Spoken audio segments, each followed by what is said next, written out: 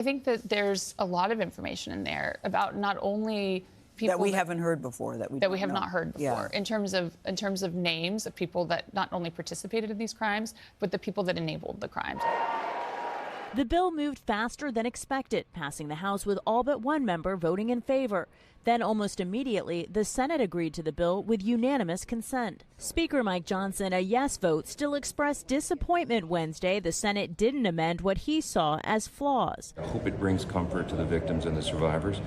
Very important to us. President Trump said this week he would sign the bill into law, but continues to accuse Democrats of trying to deflect. And what the Epstein is a Democrat hoax. The president also ordered a new investigation into Epstein's alleged ties with prominent Democrats, which has some lawmakers concerned the DOJ could use the probe to delay the release of files. We'll continue to follow the law and to have maximum transparency. Already, tens of thousands of documents have been released following subpoenas by the House Oversight Committee. In one email obtained from the Epstein estate, Epstein claimed Trump knew about the girls, which the president has repeatedly denied. The documents also revealed direct correspondences between Epstein and former Treasury Secretary Larry Summers, who this week announced he's stepping back from public commitments. Natalie Brand, CBS News, the White House. Here at home, a new lawsuit has been filed claiming a boy was sexually assaulted and bullied at a popular after-school program. The boy's mother says it went on for 4 months. Derek Kravitsky says their lawyer believes there may be more victims. It was devastating. I mean, you trust in this organization to provide a safe environment for your child after school. The mother, now suing the Boys and Girls Club of Hawaii, is keeping her identity private to protect her family. She says her son was 10 when the sexual harassment and bullying started 2 years ago at the Spalding Honolulu Clubhouse after-school program in Makiki. The boy claimed a classmate forcibly touched his genitals and pressed a stick against his rear on multiple occasions, and also called him racial slurs, attacked and stole from him. He would tell staff and they would kind of just brush him off. They'll tell him to go and sit over there. She says when she asked staff about what happened, she too was dismissed. They would tell me that they were just playing, or they wasn't really sure what went on, that they don't have eyes everywhere, that they can't supervise every area.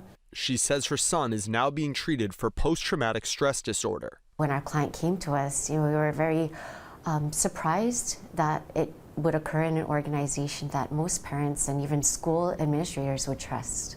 The family's attorney, Victoria Chang, also claims there are other children in the program who have been inappropriately touched by other children. She's asking any victims and witnesses to reach out to her.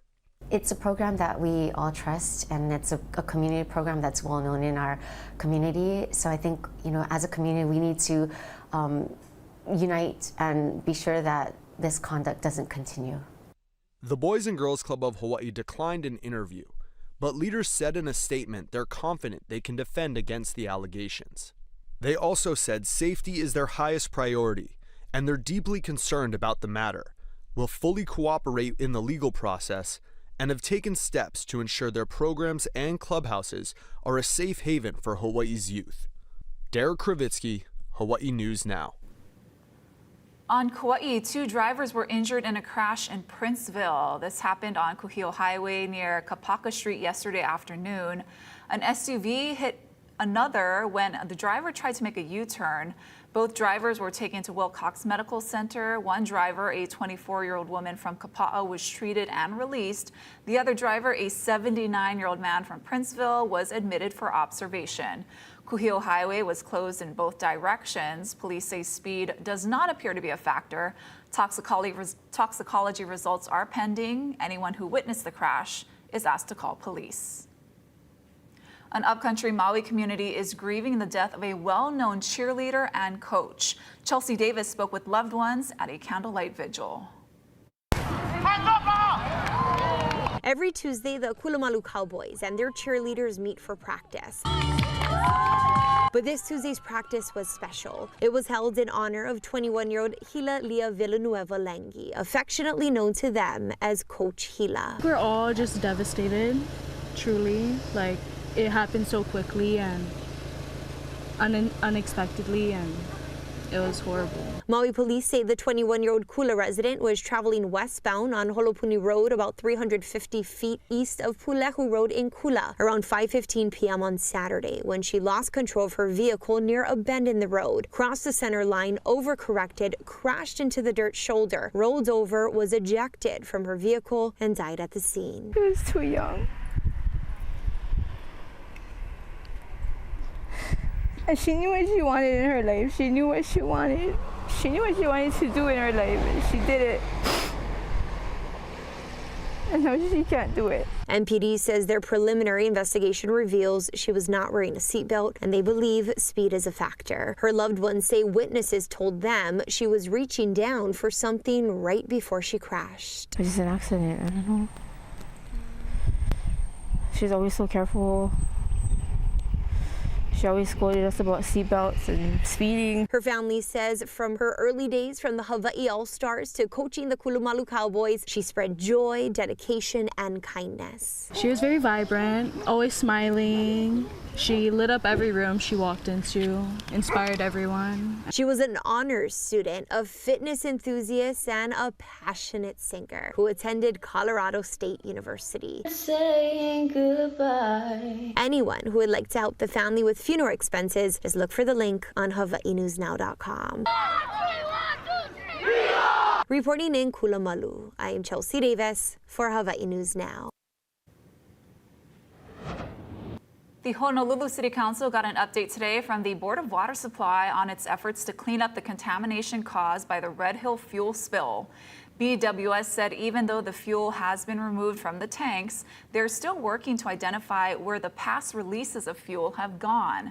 Officials say full remediation will take years, if not decades.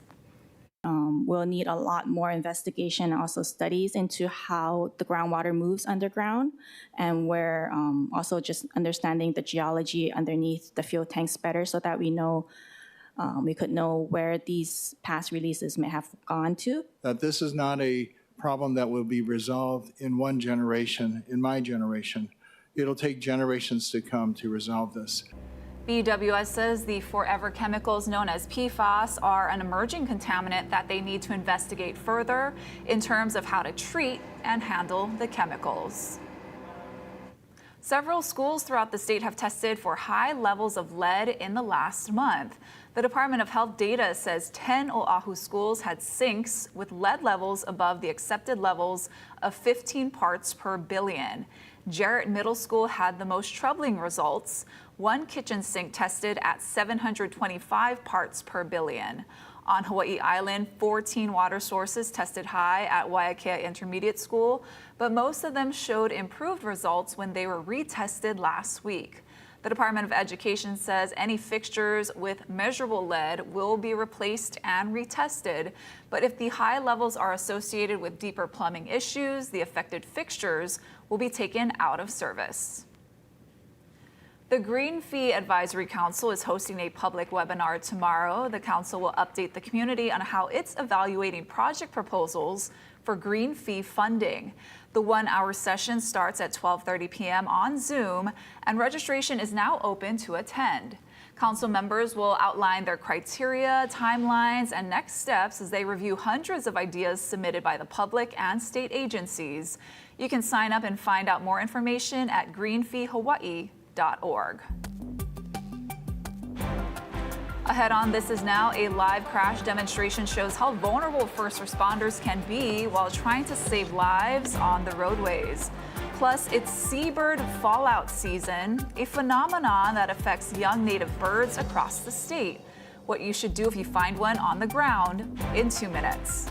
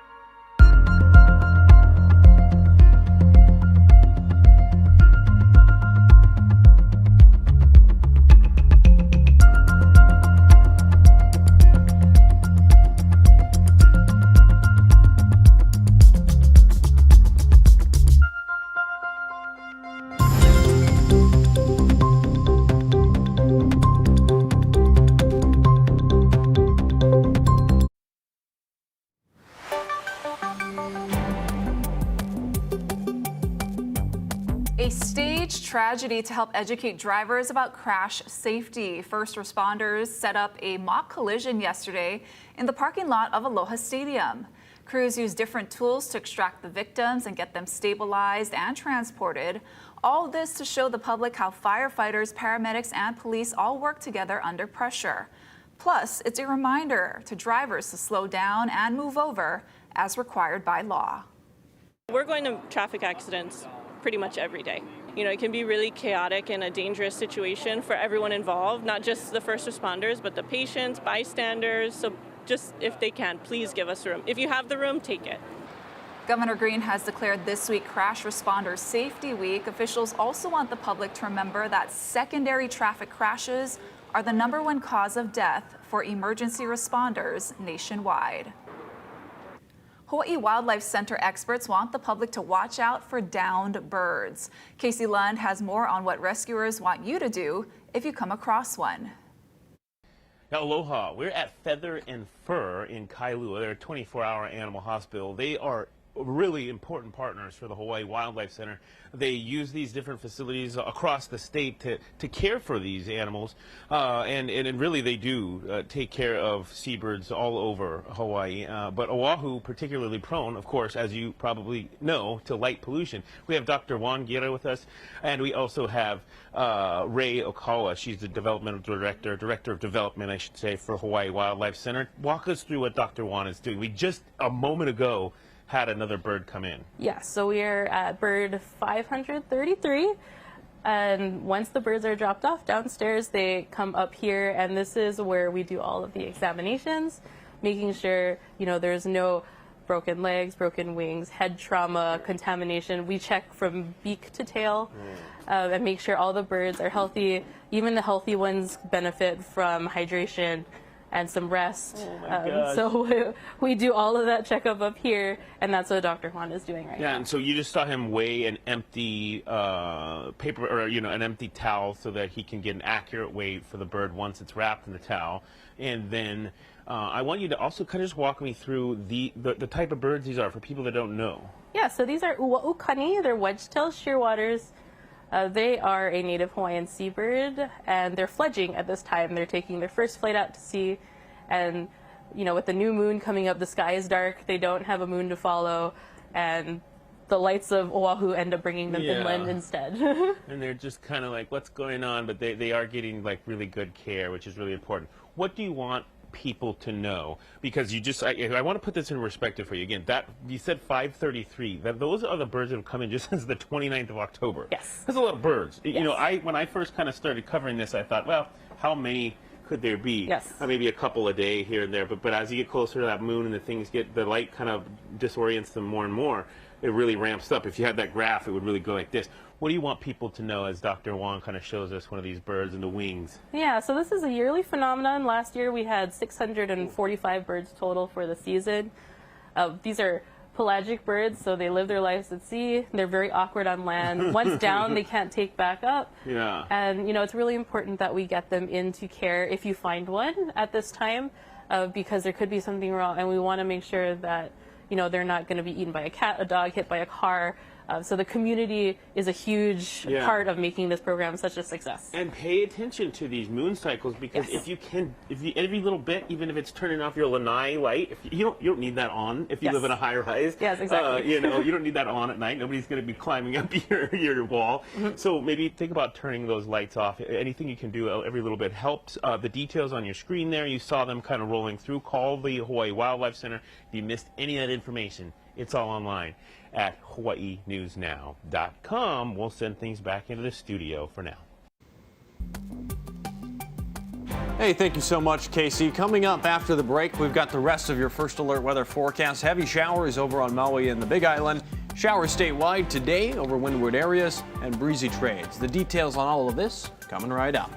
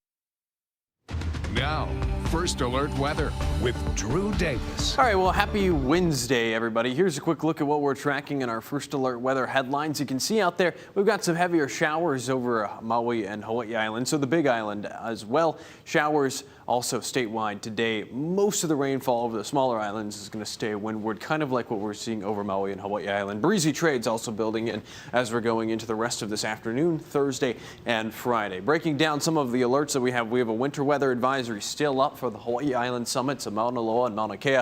It's been extended further in time until noon on Thursday. Light snow and freezing rain possible out there. And you can see all of that moisture moving in over the eastern half of the state. Deep tropical moisture out there. Just zooming in a little bit closer to Hawaii Island. A lot of the moisture out there has been moving in over the southeastern side of the Big Island. So over near Puna, Volcano, and also some lighter rainfall over near South Point. But Hilo's seeing cloudy skies out there, but just some light rainfall, at least over the last hour or so. Taking a look at the northern Hawaii Island radar. Again, we're seeing radar blocking right here because of the Mauka areas to the just around the radar, but you can see the rainfall moving in closer to Hana, and then the rainfall over the last hour over Oahu has been along the Ko'olau mountain range. Not a lot making its way into town or into the interior portions of the island. Kauai has been relatively dry over the last hour or so. Our first alert radar and satellite, our future radar, you can see the moisture moving in over the eastern half of the state as we're going into this afternoon, drying up slightly as we're going into this evening. Some of the moisture makes its way to the smaller islands of Kauai and Oahu later this evening. And then also, we've got nicer weather expected Thursday and Friday. A little bit cloudy, some more sunshine as we're going into Friday. Some showers are expected this weekend, excuse me, because of a weak front that's going to be moving in from the northwest. Our surf and shoreline forecast, north and west facing shores are currently under a high surf advisory. That's the north and west facing shores of Kauai, Oahu, and Molokai.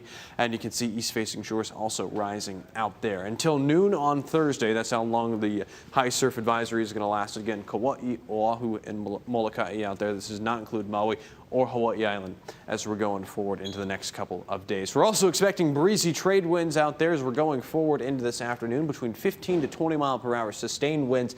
They're still going to be breezy overnight, between 10 to 15 miles per hour. Typically, we see winds get pretty weak in the overnight, and then Thursday afternoon between 15 to 20 miles per hour out there. Our 7-day forecast going forward today, we have highlighted in red breezy conditions out there, also breezy Thursday and Friday. A lot of the moisture, again, has been focused over the eastern half of the state, and we're going to continue to see some showers go throughout this afternoon. Drier weather expected on Thursday and Friday, more moisture moving in Saturday to Sunday. Stick around. We'll be right back after this short break.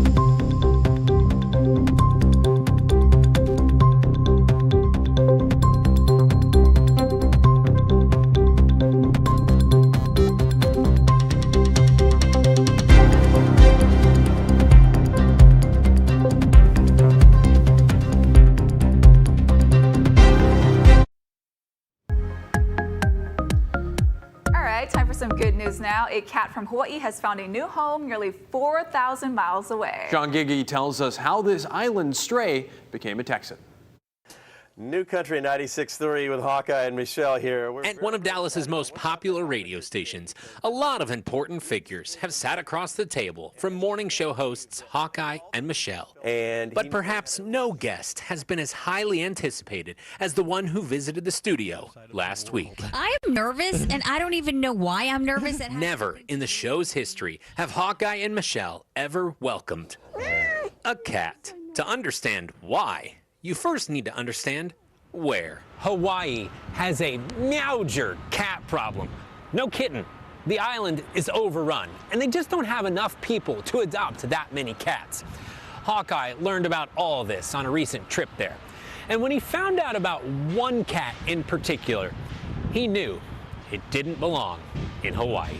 It was a black cat with a very particular patch of white. It had a little shape of Texas on its fur. And I said, I bet I can get that cat adopted by somebody in North Texas. Hawkeye appealed to his listeners. There's got to be someone here in North Texas who'd like to adopt the cat. And found a perfect match. Why did you want the cat? Kim Kawahahi slammed on her brakes the moment she heard Hawkeye's plea. I said, this is meant to be. This is my cat. Kim says her last name is Hawaiian. Plus, her son and the cat are both named Kai. I mean, come on. And that Texas tuft on his chest sealed the deal. I mean, how could you resist? She met the cat, who she plans to rename Kona, for the first time in studio. Oh. Kim is retiring in a few weeks and says now was the time to open her heart and her home. As fate would have it, she found the perfect addition. And perhaps Hawaii has found a solution to its cat problem. Do they just need to advertise on the radio and you'll be there to pick them up? Well, I think one's going to be my limit. In Hawaii, thousands of cats are on their own, but at least one knows that home is where his heart is. This is a lot different than the island. Journey for a cat. Absolutely.